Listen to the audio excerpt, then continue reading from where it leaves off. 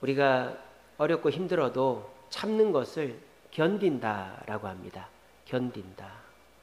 근데 견디는 것도 두 종류가 있어요. 하나는 버티는 것이 있죠. 버티는 거. 또 하나는 인내하는 것이 있습니다. 아니, 버티는 거나 인내하는 거나 뭐 똑같은 거 아닌가 싶죠? 다릅니다. 버티는 것은 뭡니까? 다른 방법이 없기 때문에 그냥 버티는 거죠. 목표 없이 견디는 것을 버틴다라고 하는 거예요. 시골에서 농사 짓는 사람이 농사밖에 할 일이 없으니까 농사 짓는다. 그거는 버티는 거죠.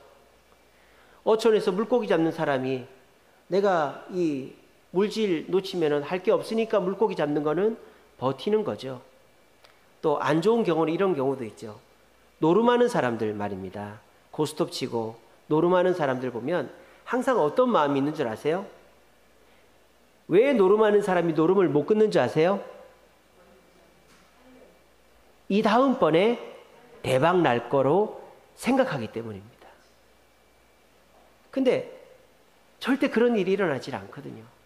지금까지 이뤘으니까 이제는 좀 딸 때도 됐는데 이런 마음을 갖는 거예요.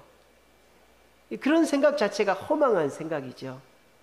그래서 버틴다라는 것은 무슨 계획이나 목표 없이 그냥 대안이 없으니까 그냥 견디는 것을 버틴다라고 하는 거예요.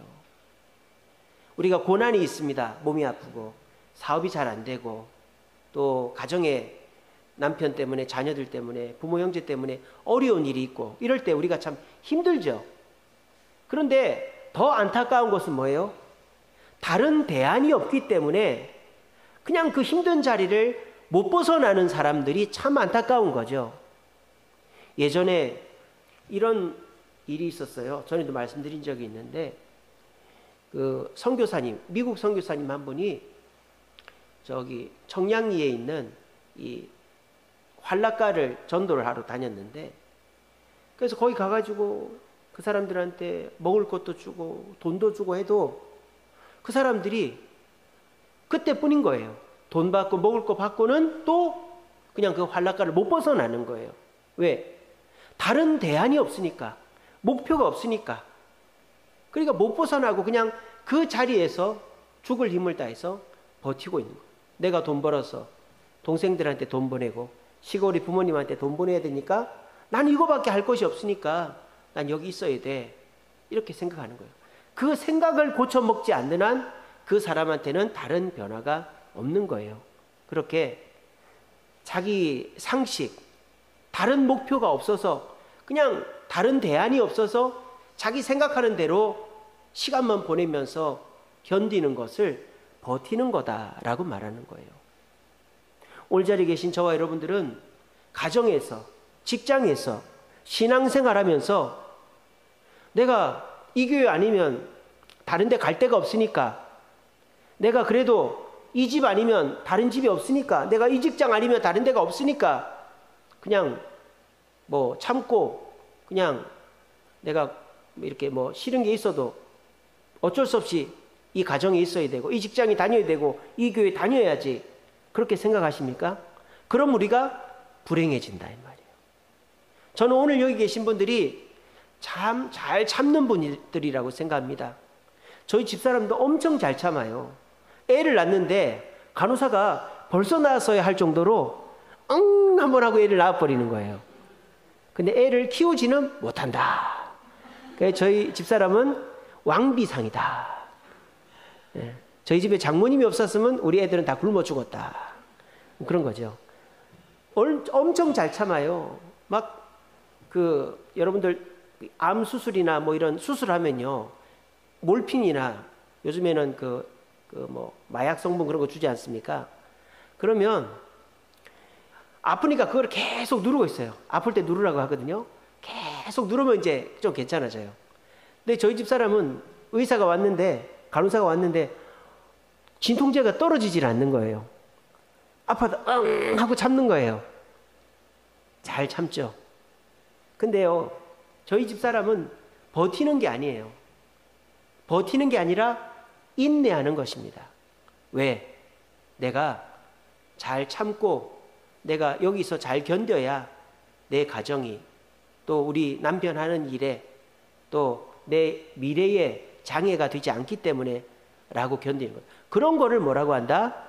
인내라고 하는 거예요.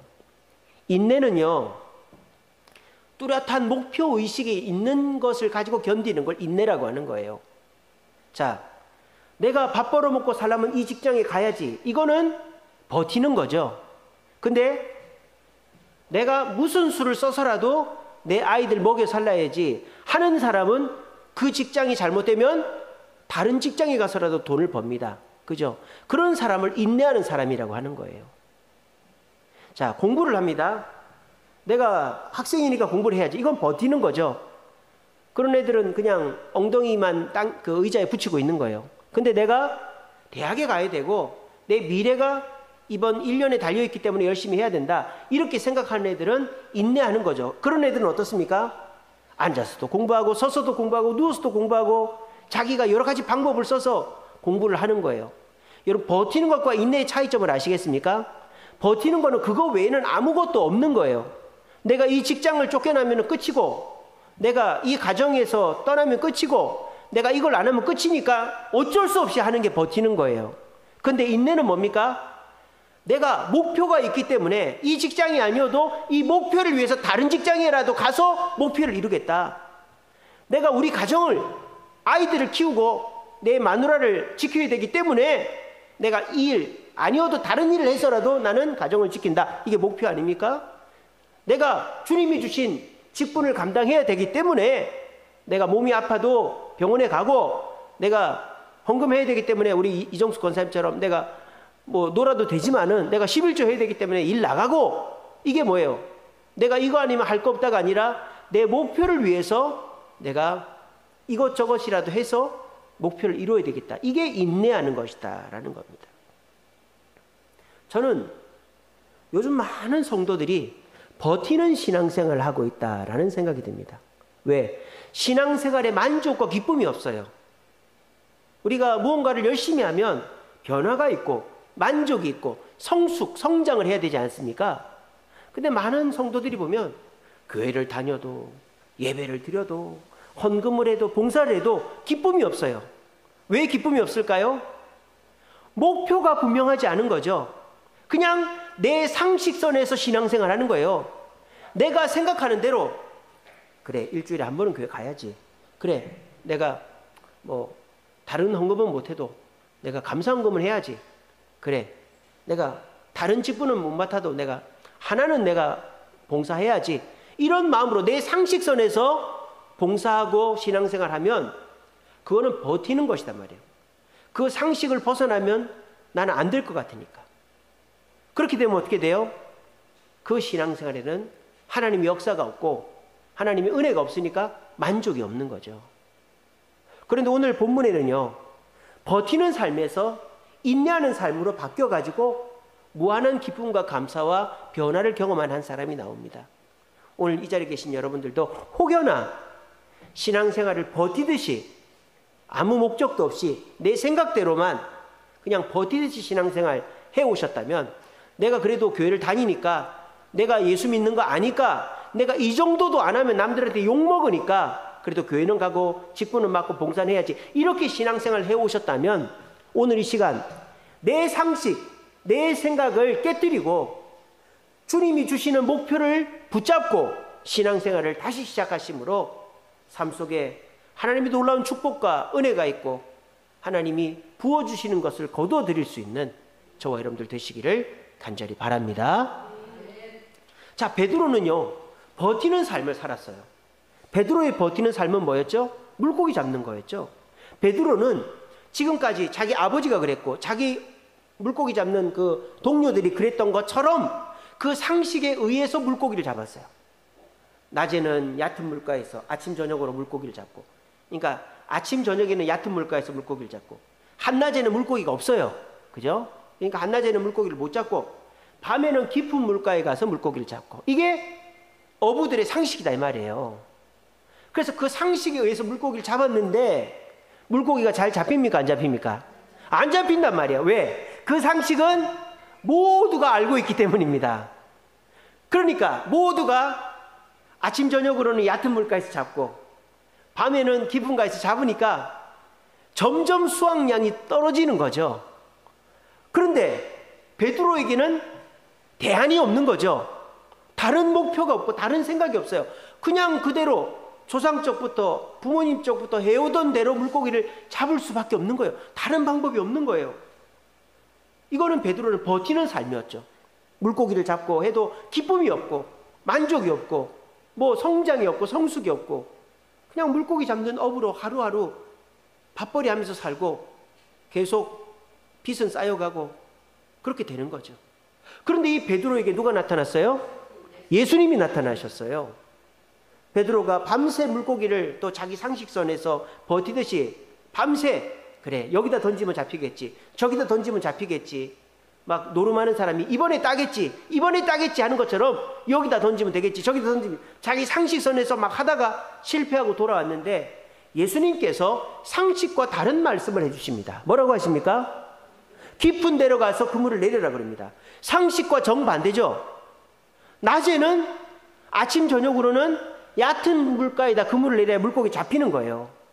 근데 깊은 데 가서 그물을 내리라니까 상식과 다른 말씀을 예수님이 하지 않습니까? 근데 이 베드로가 어떻게 합니까? 내가 밤새도록 물고기를 못 잡았지만은 뭐에 의지해서? 말씀에 의지해서 그물을 한번 내려볼게요. 이게 뭐야? 자기의 상식을 깨뜨린 거죠.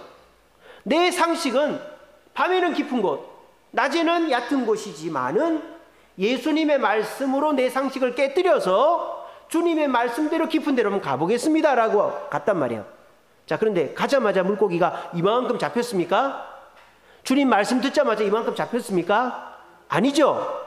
주님이 깊은 데로 가서 그물을 내리라고 했을 때에는 아무 일도 일어나지 않아요. 베드로가 그 말씀을 듣고 자기 상식을 깨뜨리고 깊은 데에 가서 그물을 내려야만 물고기가 잡히는 거예요. 아시겠죠? 여러분들도 오늘 이 설교를 들었다고 여러분들의 삶 속에 풍성한 은혜가 거두는 삶이 되는 게 아니에요. 말씀을 듣고 그 말씀대로 내 삶에서 내 상식을 깨뜨리고 말씀을 내 삶에 적용할 때에 153마리의 엄청난 물고기가 잡히는 기적이 여러분들에게도 일어날 줄로 믿으시기를 바랍니다. 베드로는 자기의 상식을 깨뜨렸어요. 아니 예수님께서 말씀하셨습니다. 깊은 데로 가서 그물을 던져라. 그 말을 고지 듣는 사람이 누가 있겠어요? 그 갈릴리 바다에서 잔뼈나 굵은 사람들은 코웃음 치겠죠. 근데 베드로는 그 말씀을 듣고 1차적으로 자기 상식을 깨뜨렸어요. 그리고 그 밤새도록 물고기 잡으면 얼마나 피곤하겠어요. 그 해가 뜨고 더운데 낮만 되면 얼마나 덥겠습니까? 노를 저어가지고 우리처럼 뭐 모터보트가 있는 것도 아니고 지금처럼 노를 저어가지고 깊은 데로 갔어요. 그 물고기 그물 내립니다. 또 그물이 한참 내려가야 되잖아요. 또 그걸 끄집어 올려야 되잖아요. 이게 다 뭐예요? 인내다 이 말이에요. 아시겠어요? 말씀을 들었다고 바로 변화가 일어나는 게 아니고 내 상식을 깨뜨리고 노를 저어서 깊은 데로 가고 그물을 던지고 기다리고 그 그물을 힘겹게 끄집어 올려야지만 하나님의 역사가 일어난다는 거예요.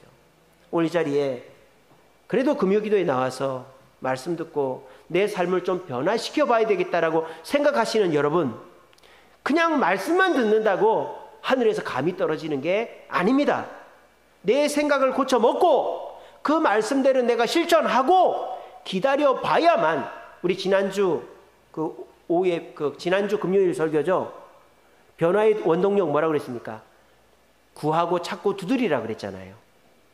구하는 데만 끝나면 되는 게 아니라 찾고 두드리는 과정이 있어야 응답을 받는다. 그게 변화의 원동력이다. 제가 그렇게 말씀드렸잖아요.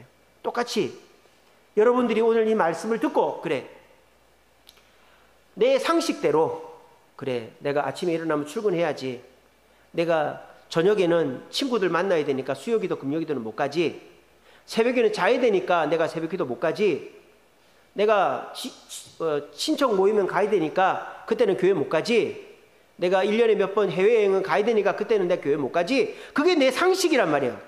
그런 상식대로 신앙생활하면 우리 신앙생활에 아무런 변화가 없어요. 그러니까 어떻게 돼요? 신앙생활에 하나 재미가 없어요. 왜? 그런 상식을 갖고 신앙생활을 하니까 주님의 은혜를 안 부어주기 때문이죠. 근데 여러분들이 오늘 말씀을 듣고 또 항상 주일마다 말씀을 듣고는 그 말씀으로 내 상식을 깨뜨리는 거죠. 내 고정관념, 스테레오타입을 깨뜨리는 거죠. 그렇게 하고 그 말씀대로 행동하고 기다리는 인내를 할 때에 우리에게는 153마리의 물고기와 같은 놀라운 역사가 일어나서 야, 신앙생활하는 게 이런 재미가 있구나, 이런 감사가 있구나 하는 체험들을 하게 되는 것입니다. 어떤 목사님이 교회 담벼락에다가 덩굴 장미를 심었어요. 덩굴 장미를 쫙 심고, 이 목사님들이 얼마나 또 부지런합니까? 새벽같이 일어나서 물 주고 비료 주고 막 잘 가꿨어요. 근데 꽃이 잘 폈을까요? 안 폈을까요? 꽃이 안 피고 잎만 무성하게 나는 거예요. 잎만. 그래가지고 목사님이 이상하다. 나만큼 이렇게 정성을 다하는 사람도 없는데, 아니 이 꽃은, 식물은 물을 많이 주고 비료도 많이 주고 좋은 흙도, 물이 잘 빠지는 흙도 해주고 이러면 잘 자라는 건데 왜 안 자라지? 그렇게 생각을 한 거예요. 그리고는 이 목사님이 한 해는 꽃을 못 봤어요. 많이 못 봤어요. 그래가지고 그 다음 해에 화원에 찾아가가지고 물어봤습니다. 여보시오, 여기 우리 교회 담벼락에다가 덩굴 장미를 심었는데 꽃이 얼마 안 폈다고. 어떻게 했는데요? 내가 알고 있기로 좋은 흙을 주고 그리고 물도 자주 주고 비료도 주면 꽃이 잘 피는 거 아니냐고. 그랬더니 그 화원에서 뭐라는지 압니까? 틀렸다는 거예요. 틀렸다. 목사님 잘못했네 그러는 거예요. 이 목사님들이 또 고집이 엄청 세거든요. 고집이 엄청 세요. 내가 뭘 잘못했냐고. 내가 정성껏 다 했는데. 덩굴 장미는 거칠게 키워야 된답니다. 거칠게. 흙도 좋은 흙 주지 말고 비료를 주면 안 된대. 물도 그냥 정말 가물면 주고 물을 주지 말래. 그렇게 해서 한번 올해 그렇게 해보라고. 근데 이 목사님은, 이 목사들이 고집이 세거든요. 무슨 그럴까 하다가도 그래, 내가 작년에 실패했으니까 올해 한번 해보자. 그리고 신경을 안 썼대요. 그냥 오히려 신경을 안 쓰니까 어떻게 됐어요? 잘 된 거예요. 저희 집에 들어오는 식물은 다 죽어나갑니다. 왜냐하면 제가 너무 정성을 다하기 때문에 제 상식에 매일 물을 주고 뭐 어떻게 하고 이러니까 저희 집에 물고기가 오면 물고기가 죽어나가고, 또 저희 집에 화분이 들어오면 화분이 다 죽어나가요. 근데 이제 제가 그 얘기를 했더니 우리 집 애들이, 아빠, 우리 애들 아버지라고, 아버지 하나 사라는 거 있어요. 그게 뭔데? 옛날에 저희 인천 살 때 창문 밖에다가 나팔꽃 심었잖아요. 나팔꽃?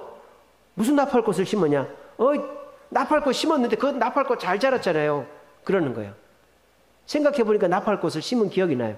근데 저는 그걸 쳐다도 안 봤거든요. 그냥 내버려뒀어요. 근데 창문 열 때마다 꽃이 폈네 이러고 넘어갔어요. 저희 집에서 유일하게 살아남은 거는 그 덩굴 나팔꽃밖에 없었어요. 그러니까 사람이요, 자기 고정관념으로 행동하다 보면 될 일도 안 된다라는 거예요. 누가 뭔 얘기를 하면 남의 얘기를 좀 들을 줄도 알고 남의 얘기로 자기를 바꿔서 좀 변화가 있어야 그 삶 속에 생기가 돋고 숨이 쉬어지고 또 그 열매가 맺히게 되는 것입니다. 신앙생활 오래 한 사람일수록 그 신앙생활의 그 고정관념 또 그 습관이 딱 자리를 잡고 있어요. 교회도 오는 시간에 딱 오고, 옷도 입고 오는 옷 딱 입고 오고, 자리도 내가 앉는 자리에 꼭 앉아야 되고, 그리고 내가 하던 봉사만 해야 되고, 누가 뭐라 그러면은 그거 아니라고 막 그러고, 교회가 오래되고 신앙생활 오래 한 사람일수록 그 틀 안에 갇혀버리면 신앙생활에 은혜가 없어지는 거예요. 근데도 자기 자신은 뭐라고 생각하느냐? 나는 신앙생활 잘한다 라고 생각하는 거예요. 잘한다. 나는 인내하면서 신앙생활한다. 사실 그건 버티는 거죠. 내 상식대로 내 생각대로 그냥 버티는 신앙생활 하는 거예요.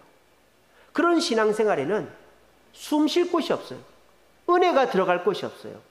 변화가 일어날 곳이 없어요. 어떻게 됩니까?